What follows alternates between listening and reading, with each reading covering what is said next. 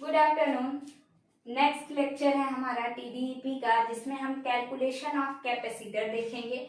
इसे देखने से पहले दो चीज याद रखिएगा कि जो एल होता है यानी इंडक्टेंस जो होता है वो कंडक्टर टू कंडक्टर कैलकुलेट किया जाता है, यानी कंडक्टर टू कंडक्टर कंसीडर किया जाता है एल की वैल्यू। एंड सी जो होता है आपका वो कंडक्टर टू ग्राउंड कंसीडर किया जाता है या कैलकुलेट किया जाता है। जैसे अगर बात करें, ये हमारा क्या है, 3 फेज का कंडक्टर है, तो ये आर वाई बी और ये आपका ग्राउंड है। तो जब हम यल की बात करेंगे तो यल हमारा कंडक्टर टू कंडक्टर होगा, और सी की बात करेंगे यल और यल सी की बात करेंगे तो ये कंडक्टर टू सरफेस या कंडक्टर टू ग्राउंड अगर बात करें तो हम सी को कैलकुलेट करते हैं। तो बात अगर ओवरहेड की करेंगे, ओवरहेड ट्रांसमिशन लाइन, तो यल जो होगा हमारा, चूंकि कंडक्टर टू कंडक्टर डिस्टेंस क्या है आपकी ज्यादा हो रही है, क्योंकि अगर अंडरग्राउंड की बात करेंगे, अंडरग्राउंड की बात करेंगे तो वहां पे क्या होगा, एक कंडक्टर के जस्ट बगल में दूसरा कंडक्टर होगा जमीन के अंदर, तो इनके बीच डी की वैल्यू बहुत कम होगी। लेकिन ओवरहेड की बात करेंगे तो इनके अकॉर्डिंग डी की वैल्यू क्या है, ज्यादा है। तो ओवरहेड में एल आपका मैक्सिमम होता है यानी ज्यादा होता है, और अंडरग्राउंड में डी आपका ज्यादा होता है। क्यों? अगर बात करें हम सी की, तो C इज इक्वल टू होता है epsilon not epsilon R D by ए,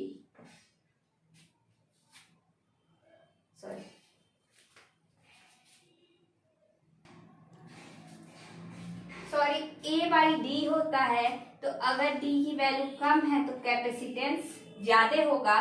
तो दो चीजें याद रखिएगा कि कंडक्टर टू कंडक्टर हम ओवरहेड में एल को लेते हैं और कंडक्टर टू ग्राउंड सी को लेते हैं। ओवरहेड में एल इंक्रीज करता है, डी डिक्रीज करता है, अंडरग्राउंड में सी इंक्रीज करता है और एल डिक्रीज करता है। तो अब हम देखेंगे एल कैसे हम कैलकुलेट करेंगे इन ओवरहेड लाइन में।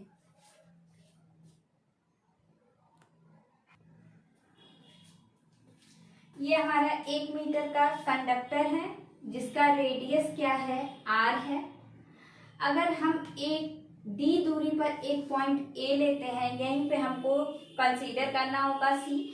अब ये क्यू चार्ज है माइनस क्यू, तो प्लस इसके अपोजिट प्लस चार्ज यहाँ पे है, यानी इधर से अगर कोई इलेक्ट्रॉन्स बाहर आ रहे हैं तो इधर इलेक्ट्रॉन्स आएंगे। अगर इसको हम एज ए कैपेसिटर फॉर्म में रखें तो ये आपका कंडक्टर है, ये सेंटर है,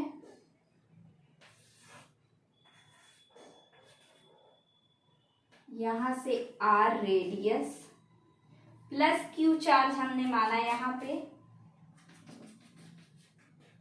एक्स दूरी पर हमको क्या करना है, इसे कैलकुलेट करना है, तो ये dx हो जाएगा, दूरी x। और यहां से हमने जो पॉइंट लिया था ये यहाँ कहीं आपका पॉइंट ए, डिस्टेंस d, ये हो जाएगा। अब अगर इस पे पॉजिटिव चार्ज कर दें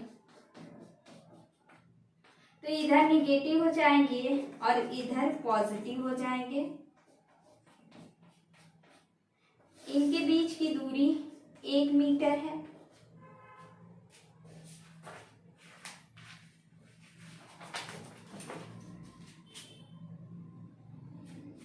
अगर हम निकालें total surface area of 1 metre conductor, total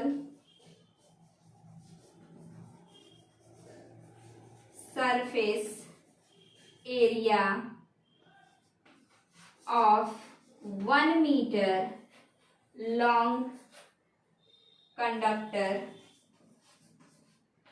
eight point X, इस पॉइंट पे अगर निकालते हैं तो क्या मिलेगा हमें,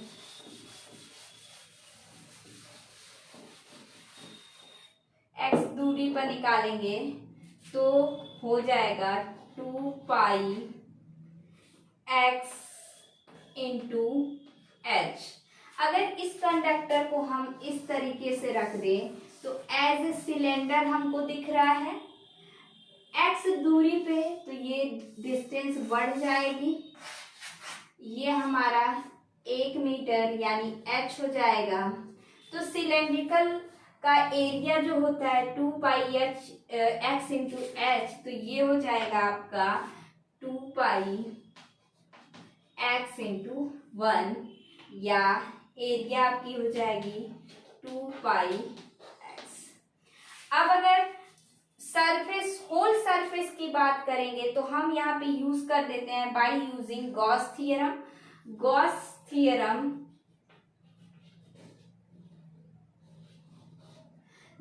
थ्योरम के according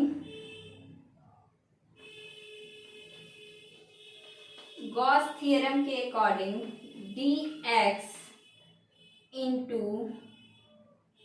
integration of ds equal q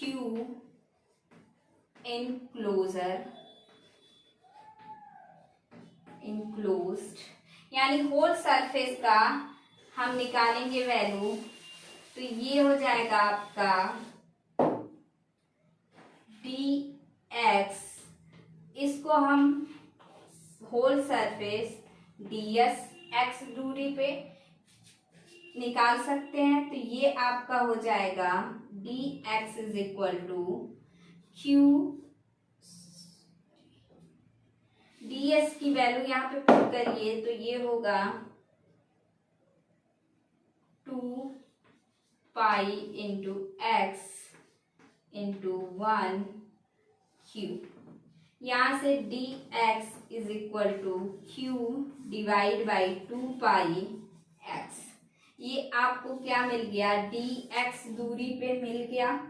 अब अगर हम जानते हैं कि Ex इज इक्वल टू आपका we know that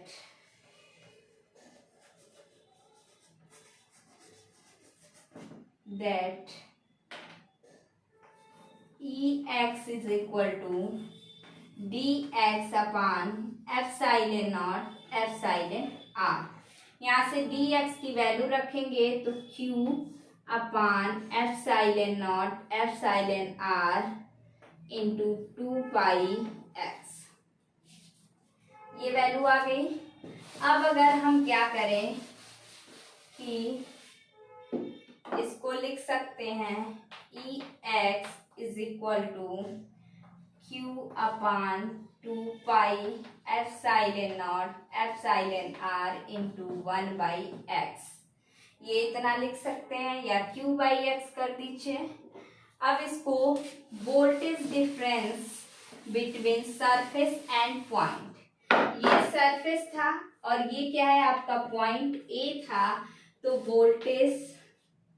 voltage difference between surface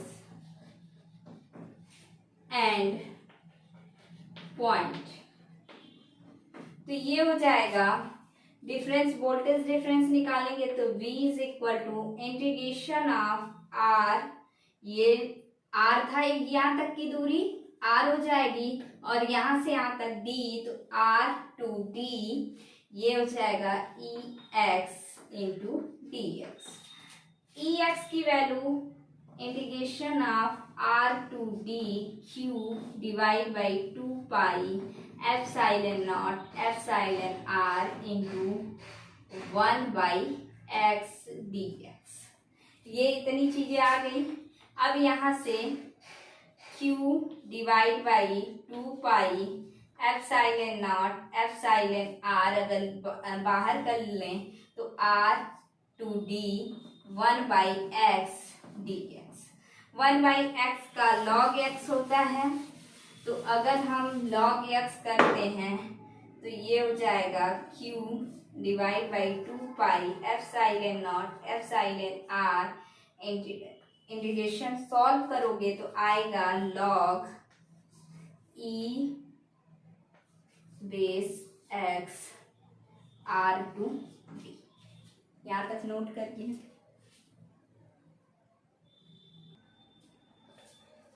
ये हो जाएगा v is equal to q by 2 pi epsilon not epsilon r integration of log base e d minus log base e r। चूंकि minus है तो divide हो जाएगा, तो q upon 2 pi epsilon not epsilon r into log base e d by r। ये यहाँ तक value आ गई। अब हम क्या कर सकते हैं, log को log base e is equal to ln लिख सकते हैं। तो ये हो जाएगा q divide by 2 pi epsilon not epsilon r ln d by r। यहाँ से हमको मिल गया b। चूंकि आप जानते हो कि capacitance C is equal to होता है Q by V। Capacitance C जो होता है ये होता है Q बाई V। तो यहाँ से V की वैल्यू रख दीजिए, Q divide by Q upon 2 pi epsilon not epsilon R। ये हो जाएगा आपका ln d बाई r। ये Q से Q कैंसिल हो जाएगा, 2 pi epsilon not epsilon r ऊपर आएगा, 2 pi epsilon not epsilon r divide by ln d by r। ये यहाँ से आ गया। अब अगर हम ये वैल्यू किसकी आई, C की, अगर हम मान लें कि एयर में है तो एप्सिलॉन r की वैल्यू 1 हो जाएगी। तो ये होगा if epsilon r is equal to 1 then C is equal to 2 pi epsilon not upon ln d by r। यहाँ से अगर d की वैल्यू हम बढ़ाएंगे तो C घटेगा, अगर d की वैल्यू घटाएंगे तो C क्या हो जाएगा, बढ़ेगा। C जो होगा वो बढ़ेगा। अगर लूप कंडक्टर की बात करेंगे, लूपिंग की, तो क्या होगा ये देख लेते हैं।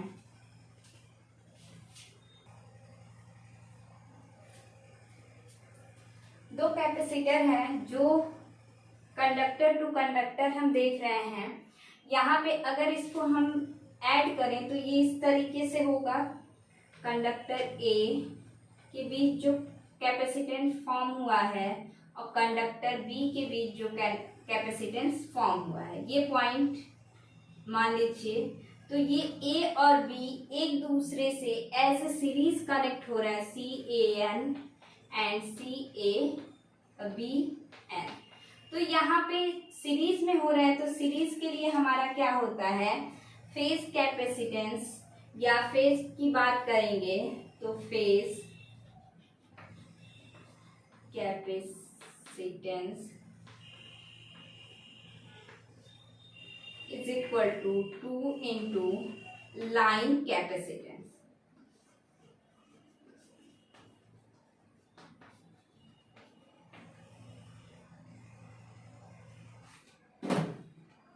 अब जो है बात करेंगे, इनको ऐड करेंगे तो क्या आएगा। तो हम सब जानते हैं कि R की अगर बात करें तो सीरीज में होता है तो R equivalent R1 plus R2 plus dot dot RN, लेकिन पैरेलल होता है तो 1 अपान R1। उसके अपोजिट अगर C की बात करेंगे तो C हमारा C इक्विवेलेंट की अगर बात करेंगे तो ये 1 अपान में होता है। तो 1 अपान होने का मतलब 1 upon C equivalent is equal to 1 upon C1 plus 1 upon C2। इसको सॉल्व करेंगे तो C1 इंटू C2 अपान C1 प्लस C2 होता है। सेम थिंग यहाँ रख दीजिए, तो ये हो जाएगा CAN into CABN upon CAN plus CBN। यहाँ से if CAN is equal to C B N कर दें तो ये हो जाएगा आपका C A N into C A N divide by 2CAN। एक CAN से एक CAN कैंसिल हो जाएगा तो ये हो जाएगा CAN/2। अब इसको हम लिख सकते हैं कि अभी यहाँ पे लिखा कि फेज कैपेसिटेंस, ये फेज ही तो है, 2 इंटू लाइन कैपेसिटेंस। तो हमने जो इससे पहले फॉर्मूला निकाला था वो लाइन कैपेसिटेंस का था, तो ये हो जाएगा आपका फेज कैपेसिटेंस यानी CAN इज इक्वल टू आपका 1/2 या सॉरी AB, कंडक्टर का CAB is equal to 1/2 into CAN की वैल्यू क्या होगी आपकी phase capacitance is equal to line capacitance, तो ये हो जाएगा 2 π ε0/LN/d/r। 2 से 2 कैंसिल तो ये हो जाएगा π ε0/LN/d/r। ये आपकी वैल्यू आ गई। या तो लूपिंग कहिए, जिस तरीके से हमने इंडक्टेंस का लूपिंग निकाला था उसी तरह से इसके लूपिंग में हमने क्या निकाला कि CAB is equal to π ε0/LN/d/r। तो ये था कैपेसिटेंस निकालने का तरीका। अगला टॉपिक है हमारा ट्रांसमिशन लाइन का, line performance of transmission line. Performance of transmission line means आपका किस तरीके से ट्रांसमिशन लाइन परफॉर्म करती है। तो ट्रांसमिशन लाइन के लिए सबसे पहले पैरामीटर चाहिए और वो पैरामीटर आपके पास 4 हैं। कौन कौन से? R, L, C and G। तो देख लेते हैं।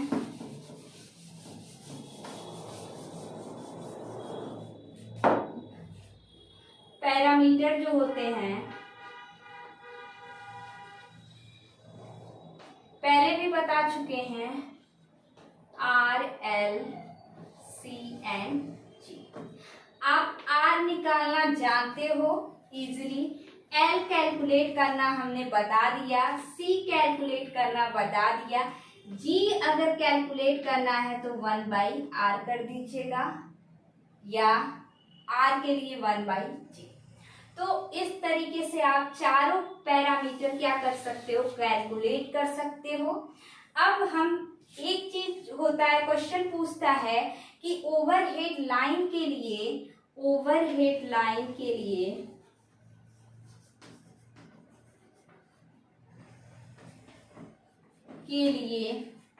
आपका एक्सएल और आर का अनुपात क्या होगा? एक्सएल एंड आर का अनुपात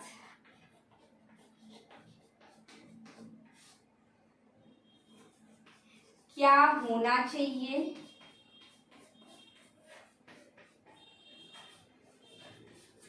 तो ये जो होता है ये 1 से अधिक होना चाहिए, यानी मोर देन 1। मोर देन 1 का मतलब XL divide by R is greater than 1, या अगर वैल्यू पूछेगा तो इसको हम लिख सकते हैं XL divide by R is equal to √3, या XL is equal to √3r। ये परफॉर्मेंस ऑफ लाइन है, यानी अगर आपकी value XL is equal to √3r है तो आपकी जो ट्रांसमिशन लाइन होगी वो बेटर परफॉर्म करेगी। अगर इसकी वैल्यू 1 से कम है यानी XL by R less than 1 है, उस कंडीशन में आपकी जो ट्रांसमिशन लाइन होगी वो इल ट्रांसमिशन लाइन, या एक तरह से कह सकते हो बीमार ट्रांसमिशन लाइन बोलते हैं, या वीक ट्रांसमिशन लाइन उसे बोलते हैं। तो आपको 2 चीजें पता हो गई, एक एल दूसरा सी। अब अगर बात करेंगे पैरामीटर्स या किस तरीके से हम सॉल्व करते हैं इनको, या इन ट्रांसमिशन लाइन का एनालिसिस कैसे करते हैं, तो एक टर्म आता है ABCD एनालिसिस। तो ABCD एनालिसिस हम किसके लिए करते हैं, ट्रांसमिशन लाइन के लिए। अगर बात किया जाए नेटवर्क की, तो जेड पैरामीटर के थ्रू हम नेटवर्क का एनालिसिस करते हैं। अगर ट्रांजिस्टर की बात करेंगे तो एच पैरामीटर से ट्रांजिस्टर का एनालिसिस करते हैं। तो यहाँ पे हम ट्रांसमिशन पढ़ रहे हैं, तो ट्रांसमिशन के लिए हम ABCD पैरामीटर यूज करेंगे। तो उसके लिए सबसे पहले हमें ये जानना होगा कि हम ट्रांसमिशन लाइन में क्या क्या चीजें हैं। यहाँ हम पढ़ रहे हैं ओवरहेड ट्रांसमिशन लाइन। तो ओवरहेड ट्रांसमिशन लाइन में आपकी 3 ट्रांसमिशन लाइन होती है। एक होता है शॉर्ट ट्रांसमिशन लाइन, दूसरा आपका होता है मीडियम ट्रांसमिशन लाइन, और तीसरा आपका होता है लॉन्ग ट्रांसमिशन लाइन। आपको 2 ही पढ़ना है, एक शॉर्ट ट्रांसमिशन लाइन और medium transmission line. Long transmission line बहुत ज्यादा यूज नहीं होता, मीडियम और शॉर्ट यूज होता है मोस्टली। तो हमको 2 पढ़ना है और दोनों के एनालिसिस करने हैं अलग अलग मेथड से।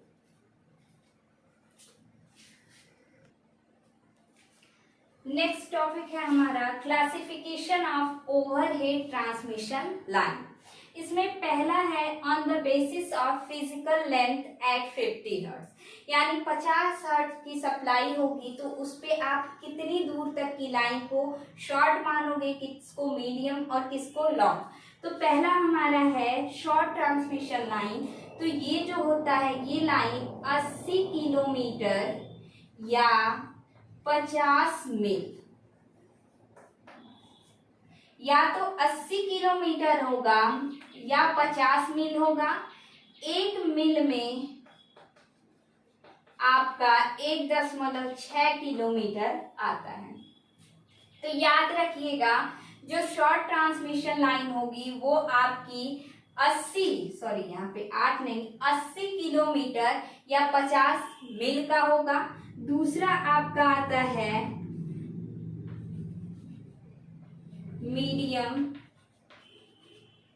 Medium transmission line.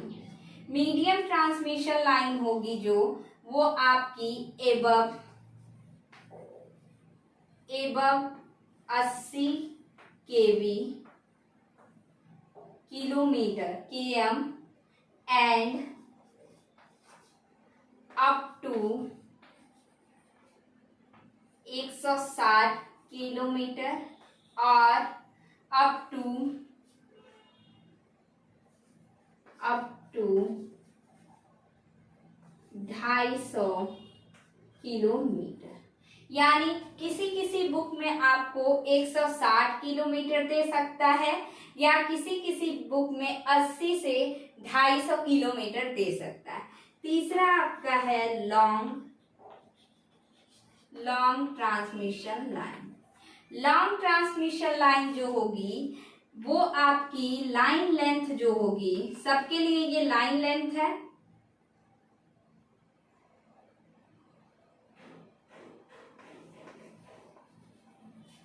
Line length above 160 kilometre और एबव 250 किलोमीटर। यानी दोनों हो सकता है, या आपका मील में अगर बात करेंगे तो 100 मील से ऊपर की लाइन जो होगी आपकी क्या होगी, लॉन्ग ट्रांसमिशन लाइन, और ये 50 मील टू 100 मील तक लाइन मीडियम में आएगी। तो ये क्लासिफिकेशन आया आपका फिजिकल लाइन लेंथ पे, कि अगर 80 किलोमीटर या 50 मील है तो वो शॉर्ट होगा, 80 से ऊपर और 160 तक है, या 250 तक है, या 50 से 100 मील तक है, तो वो आपका क्या होगा, मीडियम होगा। अगर 160 और 200 250 से ऊपर है तो लॉन्ग, या 100 मील से ऊपर है तो ये क्या होगा, लॉन्ग ट्रांसमिशन लाइन होगा। नेक्स्ट टॉपिक है on the basis of physical length and frequency, यानी लेंथ L इंटू एफ करेंगे तो जो वैल्यू आएगी उसके अकॉर्डिंग। तो अगर हम बात करें पहला शॉर्ट ट्रांसमिशन लाइन, तो इसके लिए L इंटू एफ की जो वैल्यू आनी चाहिए वो होनी चाहिए आपकी लेस आर इक्वल 4000 किलोमीटर आना चाहिए। शॉर्ट के लिए जो आपका L इंटू एफ होगा वो 4000 kilometre, less or equal second. Medium के लिए जो ट्रांसमिशन लाइन होगी वो आपकी L इंटू एफ जो होगी ग्रेटर आर इक्वल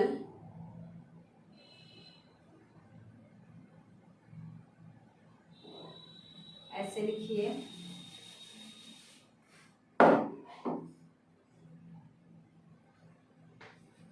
4000 से greater than L into F and less or equal आपका 8000 किलोमीटर। ये आपका 180 के अकॉर्डिंग होगा। अगर 250 के अकॉर्डिंग देखा जाएगा, 80 टू 250 के अकॉर्डिंग अगर देखा जाए तो ये होगा 4000 less than greater than L into F less or equal आपका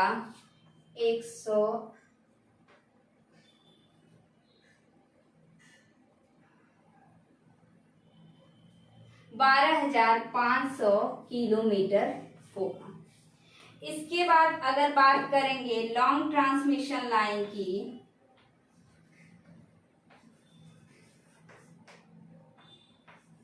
तो ये एबव हो जाएगा 8000 किलोमीटर से एबव, और आपके एबव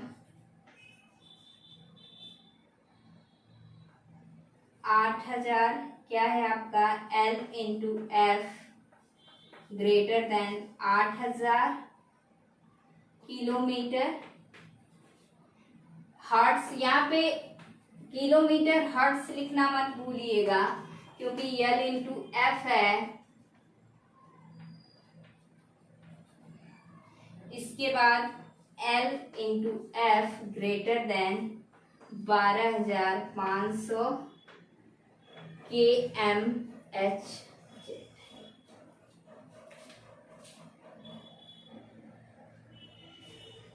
तो ये आपका हो गया, एक तो फिजिकल लेंथ 50 हर्ट्ज पे हो गया, दूसरा आपका फिजिकल लेंथ 50 हर्ट्ज से एबव, यानी किसी भी फ्रीक्वेंसी पे आपकी लंबाई L और किसी भी फ्रीक्वेंसी x हर्ट्ज पे अगर देखेंगे तो जितना आएगा वो हमारा क्या है, ट्रांसमिशन लाइन की लेंथ। इसे याद रखिएगा क्योंकि इतने के बीच में ही हम डिसाइड करेंगे कि कौन सा लॉन्ग है, कौन सा मीडियम और कौन सा शॉर्ट है।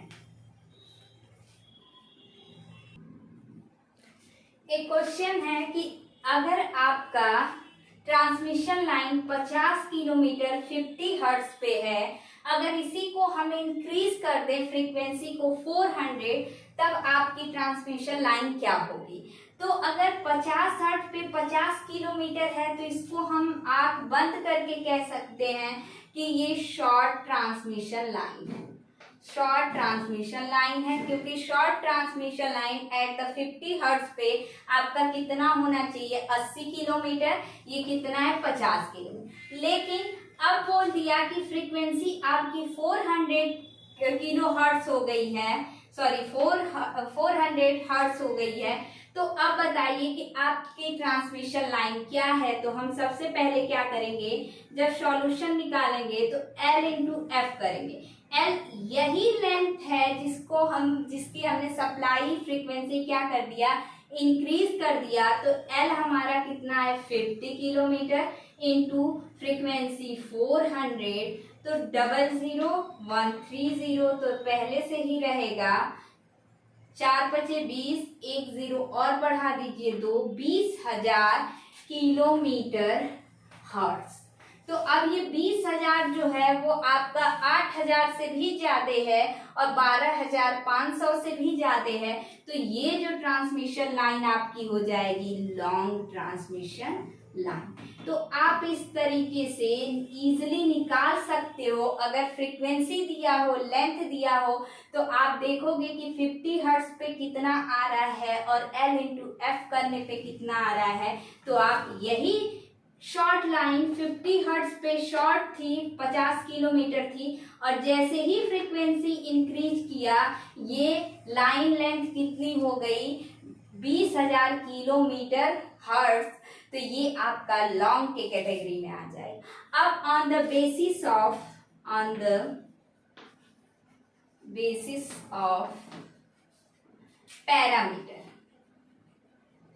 पैरामीटर्स, तो पैरामीटर्स हमारे पास 4 थे, R, L, C and G।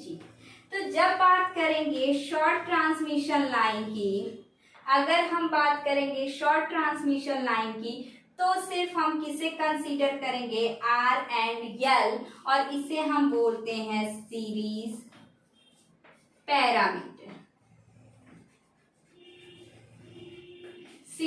Parameter. अगर हम बात करेंगे मीडियम ट्रांसमिशन लाइन की, तो इसमें हम R, L एंड C तीनों का यूज करते हैं, R, L एंड C। और अगर लॉन्ग की बात करेंगे तो लॉन्ग ट्रांसमिशन लाइन में हम चारों पैरामीटर यूज करते हैं, R, L, C and G। या दूसरे केस में अगर कह सकते हो तो कंसीडर करेंगे सीरीज के साथ साथ शंट पैरामीटर का भी यूज करेंगे या कंसीडर करेंगे। यहाँ कहने का मतलब ये नहीं कि अगर हम शॉर्ट की बात कर रहे हैं तो सिर्फ R और L की ही वैल्यू होती है, C एंड G की भी वैल्यू होती है, लेकिन इसकी वैल्यू इतनी कम होती है कि उसको हम क्या कर देते हैं, नेग्लेजिबल कर देते हैं या उसको नेग्लेक्ट मानते हैं। उसका इफेक्ट इस लाइन पे नहीं पड़ता है, शॉर्ट ट्रांसमिशन लाइन पे। इस वजह से L और G को इसमें कंसीडर नहीं करते हैं, इसमें G को नहीं कंसीडर करते हैं। लेकिन लॉन्ग में क्या है, C और G का भी कुछ ना कुछ इफेक्ट पड़ता है, इसलिए लॉन्ग में चारों पैरामीटर यूज करते हैं। अब यहाँ पे दो टर्म्स आया, एक सीरीज पैरामीटर और एक शंट पैरामीटर। अब ये होता क्या है सीरीज पैरामीटर और शंट पैरामीटर, तो ये देख लीजिए। अगर बात करते हैं, जब भी हम लाइन पैरामीटर देखेंगे तो हमको दो चीजें मिलेगा, एक सेंडिंग इन और एक रिसीविंग इन। तो बात करेंगे हम, ये R हो गया और ये L हो गया, R, L।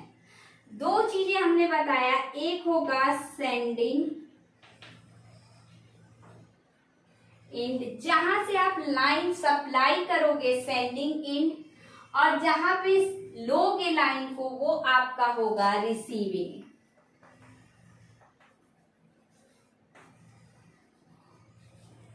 अब यहाँ पे सेंडिंग इंड और रिसीविंग इंड के बीच जो पैरामीटर जुड़ता है उसको हम क्या बोलते हैं, सीरीज पैरामीटर। और जब यही पैरामीटर, ये कंडक्टर है और ये आपका ग्राउंड है, जब यही पैरामीटर्स ग्राउंड और कंडक्टर के बीच कनेक्ट होते हैं, ये आपका कंडक्टर है और ये आपका ग्राउंड है।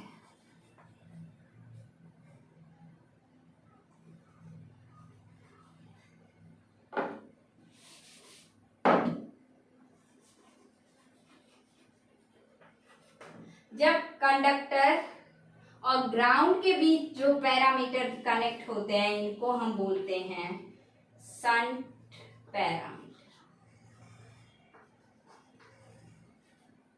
ठीक है, तो याद रखिएगा, या तो आप कहिए कि सीरीज पैरामीटर जो है सेंडिंग एंड और रिसीविंग एंड के बीच कनेक्ट होते हैं उन्हें हम सीरीज पैरामीटर कहते हैं, या आर और यल को सीरीज पैरामीटर बोलते हैं, और जो आपके पैरेलल में या कंडक्टर और ग्राउंड के बीच कनेक्ट होते हैं या सी और जी को हम कौन सा पैरामीटर बोलते हैं, शंट पैरामीटर बोलते हैं।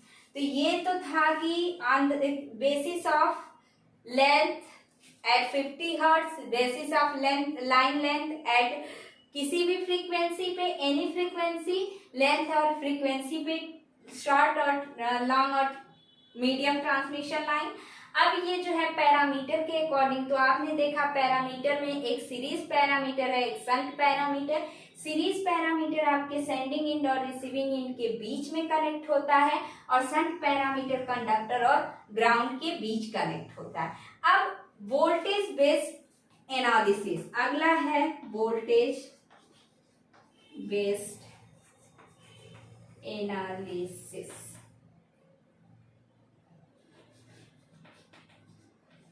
तो ये हो जाएगा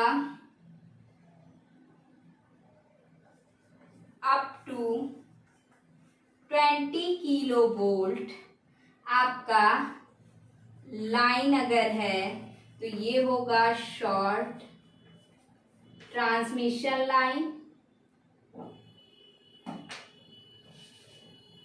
शॉर्ट ट्रांसमिशन लाइन। अगर यही वोल्टेज आपका फेज वोल्टेज होगा, ये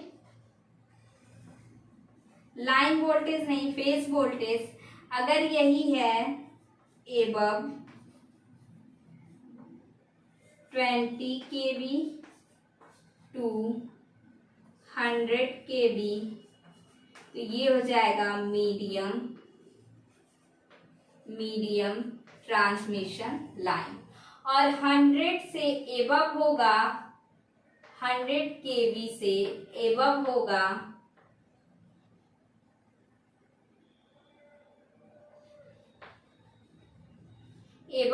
तो ये लॉन्ग ट्रांसमिशन लाइन हो जाएगा। तो ये आपका था ट्रांसमिशन लाइन। ट्रांसमिशन लाइन के परफॉर्मेंस में जब हम इसका एनालिसिस करेंगे तो ये सारी चीजें आपको पता होनी चाहिए कि कितनी लेंथ तक आपको शॉर्ट ट्रांसमिशन लाइन कंसीडर करेंगे, मीडियम और लॉन्ग। सारी चीजें हमने बता दिया on the basis of length frequency, parameter, voltage.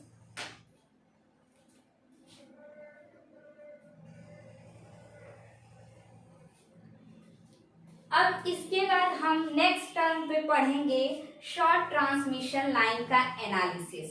तो शॉर्ट ट्रांसमिशन एनालिसिस से पहले आपको एक टर्म पता होना चाहिए, वेक्टर डायग्राम, या उसको हम बोलते हैं फेजर डायग्राम। तो जिन्हें नहीं पता होगा वो कमेंट करके पूछ लेंगे, ताकि बोल देंगे कि हम एक वीडियो सेपरेटली फेजर डायग्राम पे बना दें ताकि उन्हें समझ में आ जाए। तो आज के लिए इतना ही। हमने कैपेसिटर कैलकुलेट करना बताया, कैपेसिटेंस की वैल्यू कैलकुलेट करना बताया, उसको किसके किसके बीच लेते हैं, कंडक्टर टू ग्राउंड हम कैपेसिटर को कंसीडर करते हैं। और ओवरहेड में कैपेसिटर आपका क्या होता है, कम पाया जाता है, यानी उसकी वैल्यू कम होती है। लेकिन अंडरग्राउंड में चूंकि कंडक्टर पास पास होते हैं, डी की दूरी बहुत कम होती है, तो कैपेसिटर क्या हो जाता है, ज्यादा हो जाता है। अगर यल की बात करोगे तो अंडरग्राउंड में डिस्टेंस कम होने की वजह से एल आपका डिक्रीज कर जाता है, लेकिन ओवरहेड में कंडक्टर की दूरी ज्यादा होने की वजह से यल आपका इंक्रीज कर जाता है। इसके बाद हमने ट्रांसमिशन लाइन बताया। अब नेक्स्ट वीडियो में हम पढ़ेंगे शॉर्ट ट्रांसमिशन लाइन का एनालिसिस, उसके वोल्टेज को पढ़ेंगे, रिसीविंग इन सेंडिंग इन से जो वोल्टेज जा रहा है। ध्यान दीजिएगा कि जो सेंडिंग इंड होता है यहाँ से हम सप्लाई देते हैं, यानी यहाँ पे हम सप्लाई बनाएंगे और रिसीविंग एंड को हम लोड से कनेक्ट करते हैं, यानी लोड जो रिसीव करेगा पावर वो आपका रिसीविंग एंड हो जाएगा लोड साइड, और सप्लाई जिधर से भेजी जाएगी वो सेंडिंग एंड होगा। तो ये दो चीजें हैं। ये आज के लिए इतना ही। अगर कोई डाउट हो या कुछ समझ में ना आए तो वो कमेंट करके पूछते रहिए। ज़्यादा से ज़्यादा वीडियो को लाइक और शेयर करते रहिए। Thank you.